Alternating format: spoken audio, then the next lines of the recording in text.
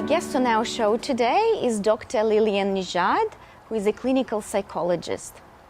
Lillian, thank you so much for being a guest on Russian Influence. Oh, it's my pleasure. Thanks for having me. Would you please share with the audience what is the part of your job? Well, I'm a clinical psychologist. I've been practicing for over 20 years. I'm based in Melbourne. I specialize in areas like anxiety and depression, from the very mild to the very severe. I've written a couple books on anxiety and stress and relaxation and mindfulness and sleep. Well, we're in Melbourne, Australia. It's a beautiful day. It is beautiful. But somehow a lot of us feel a lot of heaviness in the air. Yes. There is time of a lot of uncertainty for people, and it's all associated with coronavirus. Some people are working from home, some people are socially isolated, a lot of children are not at school, they're in virtual classrooms. Yes. My question to you is, what is the effect of social isolation? Well, you know, I think that the effect is going to be different depending on who it is, right? So if we think about children who are being kept home from school, there's probably a lot of children who are feeling really sad about being away from their friends. They might be a little bit concerned or worried as well. Whereas young adults and adolescents, because they're so used to communicating via technology, they might not be as affected by the impact of isolation. And then there's the people who are now working from home, and I think there are various ways that they might react as well. Like some might actually like the idea of working from home and the flexibility that comes along with that, whereas others will feel very distressed by being away from their colleagues. But I think that the people that will be the most negatively impacted by the current coronavirus situation are older adults and the elderly, particularly if they don't have access to technology. They're probably going to feel more insecure, more unsafe, and lonely. So it's really important that we make sure that they're okay. That might be to give them access to technology so that they can actually, call us via video, because video is a better way of connecting with people than via phone, because face-to-face is always better. So if we can even just do that, make sure that they've got access to those sorts of things, that would be really helpful, I think. We are isolated not just as individuals, but also in a lot of countries the borders have been closed, Yes. countries have been closed, city to city access has been closed. So how do we maintain that social connectedness and also a sense of community? Yeah, it is, these are very strange times. I don't recall any time that anything like this has ever occurred. So a lot of it is about adapting to what's going on right now. I think what we can be, grateful for is that this is happening at a time where we have the technology to stay well informed. We have the technology to stay connected. And if that means that it's more virtual connecting, and we're staying in touch via online measures, via Facebook, if that's what you like, via the phone, video, FaceTime, however you do it, that it's important to stay connected with each other and talk to each other on a regular basis and make sure that everyone's feeling like they have the support if they need it. Lillian, another question. Yeah. What is the psychology behind hoarding mentality? Why are we doing this? Well, you know what? It's normal for us to feel more anxious right now, because anxiety comes up when we are faced with a threat in our environment. And anxiety is not a bad thing, it's not a negative thing. It can feel unpleasant at times, and it can lead us to do unhelpful things. But really it's there to help us act in an effective, helpful way that protects us and helps us during these sorts of times. Now, with coronavirus, this is a threat that most of us have never faced. So our anxiety is likely to be dialed up even more because we don't know what to do. We've never had to deal with this sort of situation before. So for some of us, that anxiety experience or that fight or flight mechanism that's there to protect us is going to go into overdrive.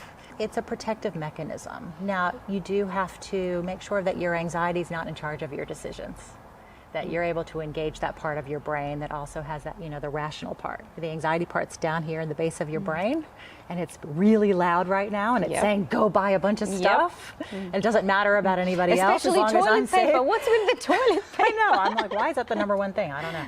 Maybe this is a good time to download a mindfulness app or a relaxation app and really learn how you can decrease your levels of stress so that you can make more rational decisions. A lot of people are getting tested for if they have coronavirus or not when they are not feeling well, or if they have been in contact with someone who has been diagnosed. Sure. What is the stigma associated with positive diagnosis, do you think? There's going to be more anxiety around people who've been diagnosed, and I think we need to be understanding about that because we've never dealt with this kind of situation before. So the other thing I suppose to keep in mind is that there are support and resources available for people who have been diagnosed or who have had to self-isolate due to being a close person to the person who's diagnosed. The government's already allowing people to have psychology sessions under a Medicare a Medicare scheme. So if people actually need support and they are diagnosed and isolated, then there is psychological sessions available to them via video teleconferencing that they can access right now.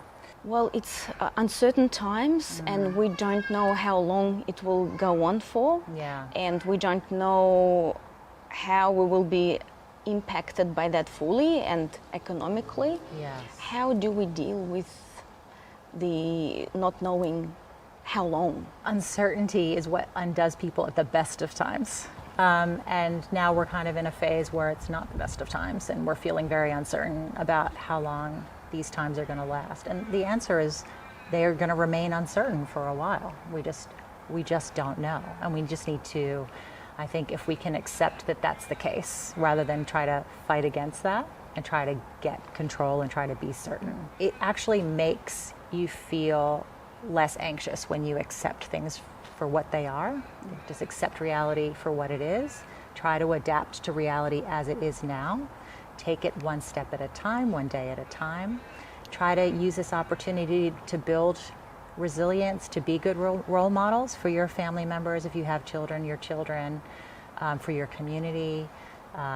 Do things that are pro-social, that are proactive to help, not just your family members, but your neighbors, or there are lots of initiatives going on at the moment where people are letter dropping to their neighbors and saying, look, if you need anything, I'm here, ring me, just to make sure everyone's well taken care of. So I think it's really going to be helpful to really focus on what we're all doing to help and support each other.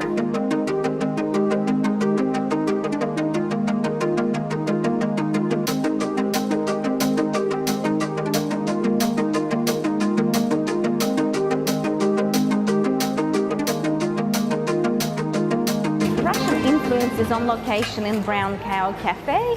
It's a restaurant in Hampton, and we're going to learn here how to make a quarantini special. This is one of the tips on how to survive coronavirus in style in your own home. Isel here is going to teach us on how to make this very special cocktail, the quarantini special. Cool. So we have passion fruit infused vodka. Goes in there. I love the color. The color is very vibrant. A little bit pinkish. So we have lime juice. We have a little bit of peach syrup. And egg white. Very fancy. It is going to be a fancy cocktail. Oops, yeah. And then ice.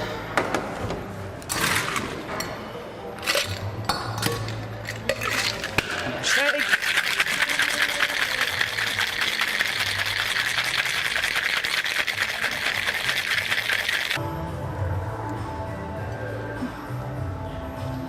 This looks amazing. Smells good too. Very brown cow, you've done it really well.